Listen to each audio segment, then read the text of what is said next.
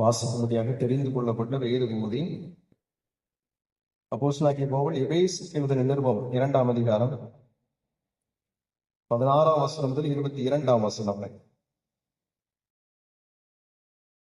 எபேசியர் 2ஆம் அதிகாரம் 16ஆம் வசனம் முதல்.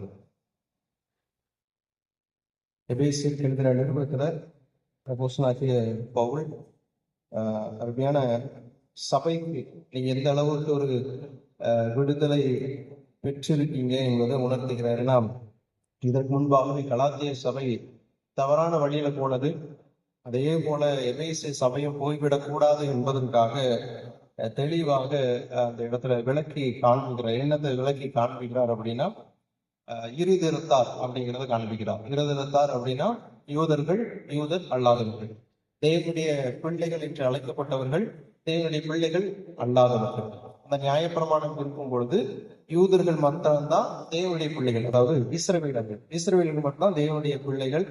மற்றவர்களா தேவன் அல்லாதவர்கள், தேவனுடைய பிள்ளைகள் அல்ல, அவர்கள் புறஜாதிகள். அவர்கள் எங்க வர முடியாது, இயேசு கிறிஸ்து இடத்துல வர முடியாது. ஒரு தீர்க்கதரிசி யாருக்காக அனுப்பப்படுகிறார்? இஸ்ரவேலருக்காக. எல்லா காரியம் ராஜாக்கள் இஸ்ரவேலுக்காகன்னு தேவனுடைய பிள்ளைகள் என்று அறியப்படுகிறவர்கள் இஸ்ரவேலர்கள் தான். நம்முடைய வேதத்துல பழைய ஏற்பாடுல பார்க்கும்பொழுதும் வழி நடந்தது யாரைத்தான்? இஸ்ரேல் ஜனங்களை தான் தேவன் என்ன பண்ணுவாரு? வழி நடத்தி வருவார். ஆனா அதையும் தெளிவா அந்த வசனமே நமக்கு, அந்த நாட்கள்ல நீங்க இப்படிப்பட்ட பாவத்துல அடிமைத்தனத்துல இருந்தீங்க, நீங்க தேவன் அல்லாதவர்களாக இருந்தீங்க, நீங்க புறஜாதி ஜனங்களாக ஒதுக்கப்பட்டவர்களாக இருந்தீங்க. ஆனா அந்த நியாயப்பிரமாணத்தின் அடிப்படையில் இப்பொழுது உங்க 2 பேருக்கு நடுவுல இருந்த அந்த சுவராகி நியாயப்பிரமாணத்தை என்ன பண்றாரு? இயேசு கிறிஸ்துவான உடைச்சி 2 பேரையும் அந்த இடத்துல ஒரு இருதிறத்தாரை ஒரே ஆவிக்குள்ளாக என்ன பண்ணுகிறார்? சேர்க்கிறார் என்பதை நாம் பார்க்கலாம். அதுல பழைய இதுல நாம் பார்க்கும் பொழுது 15ஆம் வசனம், சட்ட திட்டங்களாக நியாயப்பிரமாணத்தை தம்முடைய மாம்சத்தினாலே ஒழித்து இருதிறத்தாரையும் தமக்குள்ளாக ஒரே புதிய மனுஷனாக சிருஷ்டித்து இப்படி சமாதானம் பண்ணி. அப்போ தெளிவா இருக்குது. நியாயப்பிரமாணம் இருக்குது. எப்படி இருந்துச்சு அப்படின்னா, நியாயப்பிரமாணம் கற்றுக் கொடுக்கிற காரியம் அவர் யூதருக்குரிய சட்டங்கள், அந்த நியாயப்பிரமாணம் கற்றுக் கொடுக்கும் இவர்களாம் அவர் அடிமைகள், அவர்கள் தேவன் அல்லாதவர்கள் என்று அவர்களை சேர்த்துக் கொள்ளக்கூடாது.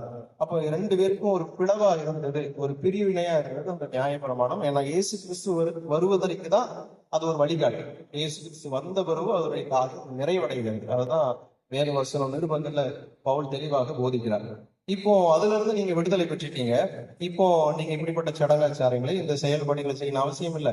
நீங்க தேவனுடைய பிள்ளைகள், நீங்க இந்த 12 கோத்திரத்துல பிறக்க வேண்டும் என்பதுல அவசியம் இல்லை. இல்ல 12 கோத்திரத்துல நீங்க இருக்கணும் அப்படின்னா இப்படிப்பட்ட சுத்திகரிப்பெல்லாம் செய்யணுங்கிற அவசியமும் கிடையாது. இயேசு விசுவாசத்தால் போதும் நீங்களும் எல்லாரும் இந்த உலகத்துல எல்லாருமே ஒன்றாக இருக்கிறீர்கள் என்பதுதான் பவுல் தெளிவாக கூறுகிறார். ஏன்னா அவங்களுக்குள்ள ஏற்றத்தாழ்வுகள் இருக்கக்கூடாது.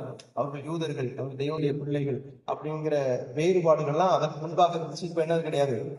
இயேசு கிறிஸ்து ஏற்றுக்கொண்ட எல்லாருமே தேவனுடைய பிள்ளைகள் தான் என்பதை தெளிவாக குறிப்பிடுகிறார்.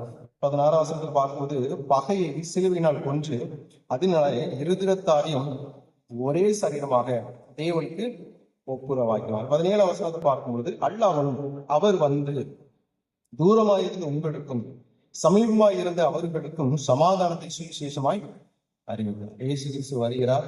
வந்து தூரமாயிருந்த நீங்க, ஏன்னா வேதத்திற்கும் அப்படிப்பட்ட எல்லா காரியங்களுக்கும் எப்படி இருந்தீங்க?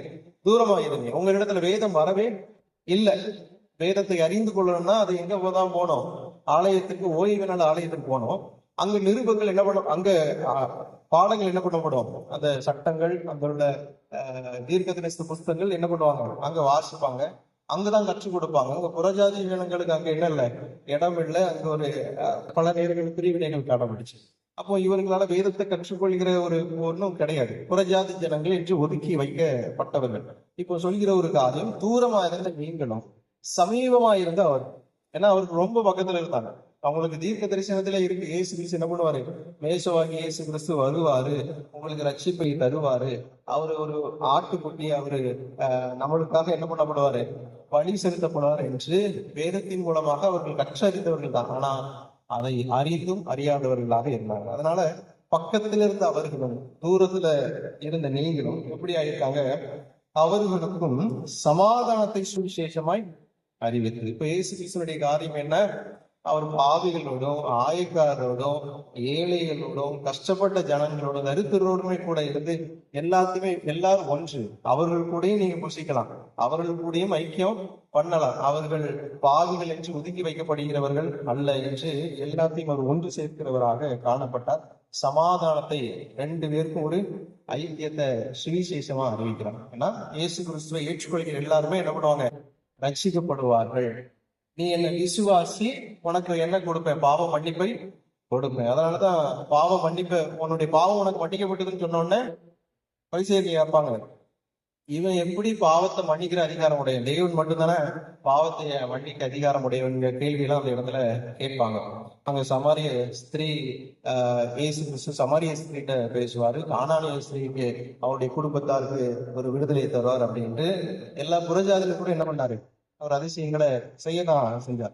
அப்போ இந்த இடத்துல 18ஆம் வசனம், அந்தபடி நாம் இருதிறத்தாரும், ஏன்னா அப்போஸ்தலனாகிய பவுல் ஒரு யூதர், அதான் நானும் இருக்கட்டும் நீங்களாக இருக்கட்டும், இந்த நம்ம இருதிறத்தாரும் ஒரே ஆவினாலே, ஒரே பரிசுத்த ஆவியினாலே பிதாவின் இடத்தில் சேரும் ஸ்லாக்கியத்தை அவர் மூலமாய் பெற்றிருக்கிறோம். இதுல திரியேகம் வருது. பரிசுத்த ஆவியின் மூலமாக பிதாவின் இடத்துல சேரும் ஸ்லாக்கியம் யார் மூலமா இருக்கு? இயேசு கிறிஸ்துவின் மூலமாக நமக்கு கிடைக்கப்படுகிறது. அப்போ இயேசு கிறிஸ்துவை விசுவாசிக்கும் பொழுது பரிசுத்த ஆவியால் நமக்கு தந்தரப்படுகிறார். இந்த இயேசு கிறிஸ்துவை ஏற்றுக்கொள்ளும் பொழுது நாம யாரையும் ஏற்றுக்கொள்கிறோம்? பிதாவை நாம ஏற்றுக்கொள்கிறோம். இயேசு கிறிஸ்துவை கண்டவர்கள் யாரை கண்டவர்கள்? பிதாவை கண்டவர்கள். அப்போ இந்த இடத்தில் சொல்கிற ஒரு காரியம், இதன் மூலமாக தேவனிடத்துல சேரும்படியான ஒரு ஸ்லாக்கியத்தை நாம் பெற்றுள்ளோம். அதாவது ரட்சிக்கப்பட்டிருக்கோம். நம்மளுக்கு எது நிச்சயம்? பரலோகம் நிச்சயம் என்கிற காரியத்தை சொல்கிறார். அப்ப யூதர்கள் தான் பரலோகம் என்பது, ஒருவேளை அவர்கள் அப்படி கூட என்ன பண்ணியிருப்பாங்க? தேவனிடத்துல யார் தான் போக முடியும்? யூதர்கள் தான் போக முடியும். உங்களால என்ன பண்ண முடியாது? போக முடியாது. ஏன்னா இஸ்லாமியர்களுக்கு ஒரு நம்பிக்கை என்ன? அவர்கள் தான் பரலோகம் போவார்கள். யூதர்கள்லாம் எதற்காக குறிக்கப்பட்டவர்கள்? நரகத்திற்காக குறிக்கப்பட்டவர்கள் என்கிற நம்பிக்கைகள் அவர்களுக்கு உண்டு. யூதர்கள் என்னதான் தலைகளா புரண்டாலும் அவர்கள் இங்கதான் அவர்கள் செஞ்ச எல்லா பாவமும் யார் தலைமையில விழுமா? யூதனுடைய தலைமையில. அவர்கள் நரகத்திற்கென்று படைக்கப்பட்டவர்களாக, இவர்கள் பரலோகத்திற்கு படைக்கப்பட்டவர்களாக நம்பிக்கைகளும் உண்டு. அப்போ அந்த நாட்கள்ல இஸ்ரவேலர்களும் சொல்லுவாங்க, இங்க நாங்க தான் தேவனை உடையவர்கள், எங்களுக்கு தான் மெய்யான தெய்வம், நாங்க தான் எங்க போவோம்? கர்த்தரிடத்துல போவோம். நீங்களா நரகத்துக்கு கூட என்ன பண்ணிருக்கலாம்? சொல்லியிருக்கலாம். அப்படிப்பட்ட பிரிவினைகள் இருந்திருக்கலாம். அதுதான் சொல்றாரு, இப்ப எல்லாருமே இயேசு கிறிஸ்து மூலமாக பிதாவினிடத்துல போகிற ஸ்லாக்கியத்தை நாம் பெற்றுள்ளோம். 19ஆம் வசனம், ஆகையால் நீங்கள் இனி அந்நியரும் பரதேசிகளுமாய் இராமல் பரிசுத்தவான்களோட ஒரே நகரத்தாரும் தேவனுடைய வீட்டாருமாய் இருந்தோம். அப்போ இவர்கள் இதற்கு முன்பாக எப்படிப்பட்டவர்களாக இருந்திருக்காங்க? அந்நியராக இருந்திருக்கிறாங்க, பரதேசிகளாக இருந்திருக்கிறாங்க. இவர்கள் தேவனுக்கு அந்நியர்களாக, அந்நிய ஒரு உறவாகத்தான் இருந்திருக்காங்க. தேவனிடத்தை கட்டி சேர்க்கிற ஒரு பாக்கியமும் சிலாக்கியமும் அது கிடையாது. இப்ப எப்படிப்பட்டவர்களாக இருந்தீங்க? அந்நியராக இருந்தீங்க, நீங்க இப்போ அந்நியர்கள் கிடையாது. நீங்க பரதேசிகளாக இருந்தீங்க, நீங்க இப்போ பரதேசிகள் கிடையாது.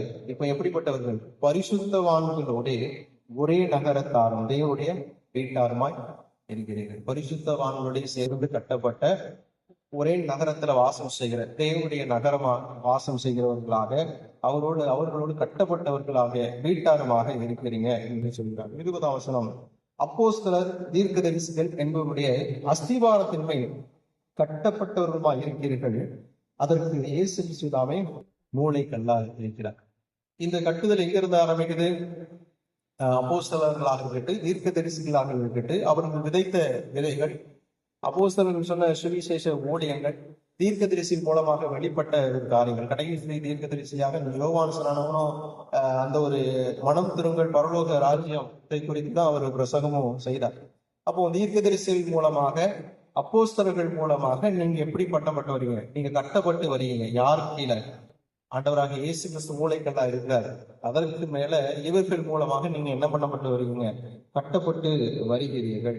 21, அவர் மேல் மாளிகை முழுவதும் இசைவாய் இணைக்கப்பட்டு கர்த்தருக்குள் பரிசுத்த ஆலயமாக எழும்புகிறது. அவர் மேல் நீங்களும் ஆவியினாலே தேவனுடைய வாசஸ்தலமாக கூட்டி கட்டப்பட்டு வருகிறீர்கள். என்ன சொல்ல வருகிறீங்களா? அது ஒரு கட்டிடம் போல இந்த ஆவிக்குரிய காரியம். அதன மூளைகள் இயேசு கிறிஸ்து. அது மாத்திரம் இல்லாமல் உங்களை அப்போஸ்தலர்கள், தீர்க்கதரிசி போன்றவர்கள் என்ன பண்றாங்க? விசுவாசம் உங்களை கட்டி எழுப்பிட்டு வராங்க. அந்த சபை வளர்ந்துகிட்டு வருது. இப்போ யூதர்கள் என்றோ கிரேக்கர்கள் என்றோ அடிமை என்றோ கிடையாது. எல்லாருமே பரிசுத்த ஆவிக்குள்ள ஒன்றாக கட்டப்பட்டு வருகிறீங்க. உங்களுக்குள்ள பிரிவினைகள் கிடையாது. இவங்களுக்கு அந்த வீடு, இவங்களுக்கு இந்த ஊரு, இவங்களுக்கு இந்த இடங்கள்லாம் கிடையாது. எல்லாரும் கிறிஸ்துக்குள்ள சமமாக ஒரு மாளிகையாக கட்டப்பட்டு வருகிறது. அதுதான் தேவனுடைய ஆலயமாக காணப்படுகிறது. தேவனுடைய ஆலயம் எது அப்படின்னா, இந்த இடத்துல திருச்சபை தான் தேவனுடைய ஆலயம். இந்த இடத்துல நாம கூடி வந்திருக்கோமா, நாம தான் தேவனுடைய ஆலயம். இது பரிசுத்த ஸ்தலம். எப்படி பரிசுத்த ஸ்தலம்? நாம எங்க பரிசுத்தத்தோடு ஐக்கியப்படுவது நிமித்தமாகத்தான் இது பரிசுத்த ஸ்தலம். இந்த இடத்துல நம்ம இடத்துல பரிசுத்தமே இல்லாம நாம முற்றிலுமாக தீமையுடையவர்களாக பலவித பாவங்களோடு இந்த இடத்துல ஒரு தகுதியற்றவர்களாக இங்கு இருக்கும் பொழுது பரிசுத்தம் உள்ள தேவன் எங்க இருப்பாரா? உங்களுக்குள்ள கேட்டு பார்க்கிற, நமக்குள்ள கேட்டு பார்க்கிற கேள்வி, பரிசுத்தம் இல்லாமல் தேவனை தரிசிக்க முடியாது. நம்ம இடத்துல இன்னும் அக்கிரமங்களும் பாவங்களும் இருக்கும் பொழுது இந்த இடத்துல யார் வாசம் செய்ய முடியாது. பரிசுத்த ஆவியானவர் வாசம் செய்ய முடியாது. அப்போ பரிசுத்தத்தோடு நாம் ஐக்கியப்படும் பொழுது பரிசுத்த ஆவியானவர் வாசம் செய்து இந்த ஸ்தலத்தை என்ன பண்ணுகிறார்? பரிசுத்தம் செய்கிறவராக இருக்கிறார். திருச்சபைதான் ஒரு ஆலயம். அதனாலதான் சொல்றாரு, நீங்க மாளிகையாக இருக்கீங்க. இயேசு கிறிஸ்து அஸ்திவாரமாக இருக்கிறார். அதுல ஊழியம் செய்கிறவர்கள் உங்களை கட்டி கொண்டு வருகிறார்கள். நாம தான் ஒரு திருச்சபை, நாம தான் கர்த்தருக்குள்ள ஒரு மாளிகை, நாம தான் கர்த்தருடைய ஆலயம் என்பதை தெளிவாக சொல்கிறார். அதுல நீங்களும் கட்டப்பட்டு வருகிறது. எபேசு திருச்சபையும் அதுல கட்டப்பட்டு வருகிறது. நாமளும் கர்த்தருக்குள்ள இருந்தோம்னா நாமளும் அவருக்குள்ளாக இந்த பெரியநாயகன் திருச்சபையும் கட்டப்பட்டு வருகிறது. அப்போ நம்மிடத்துல இருக்க வேண்டிய ஒரு காரியம், நன்மை செய்கிற எண்ணங்கள், எந்த ஒரு பிரிவினைகளும் இல்லாத ஒரு எண்ணங்கள். பல நேரங்கள்ல பல பிரிவினைகள் உண்டு. அந்த பிரிவினையை உடைக்கிறதுக்காக தான் பவுல் சொல்றாரு, நீ அவர்கள் உயர்ந்தவர்கள் என்றோ, யூதர்கள் உயர்ந்தவர்கள் என்றோ, நீங்க தாழ்ந்தவர்கள் என்றோ கிடையாது. இயேசு கிறிஸ்து விசுவாசி எல்லாருமே சமம் தான் அந்த உலகத்துல அப்படிங்கிறதான் தெளிவாக என்ன பண்றாரு? உணர்த்தரிக்கிறத பார்க்கலாம். அதனால நீங்க அடிமைப்பட்டு இருக்கணும், நீங்க அடிமை என்கிற எந்த கேள்வியும் கிடையாது. யாராக இருந்தாலும் கர்த்தருக்குள்ள அனைவரும் சரிசமமானவர்களாக காணப்படுவோம். தேவன் நம்மை மேன்மேல் வழி நடத்துவார்.